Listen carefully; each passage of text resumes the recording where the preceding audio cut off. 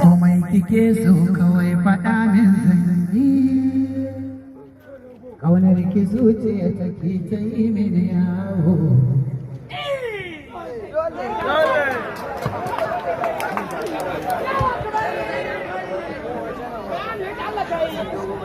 Shi so amana ne, kina raina ba kishi kenan, zane hauka.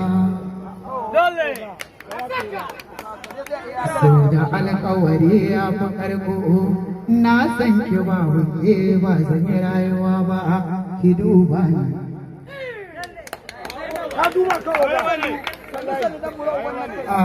Wannan sababbin waƙoƙina ne da za su fito insha Allah a cikin wannan sabon shekara idan muna da rai da lafiya.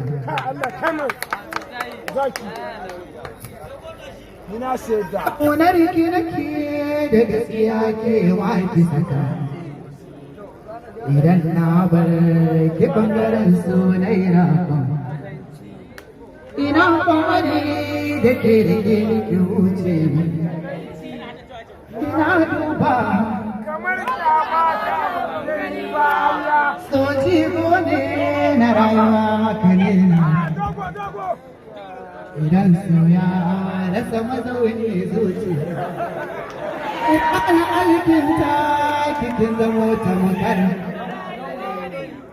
ki sanya rai su makaho ne, bai gani bai ji masu jirwaye hadarin ƙauna,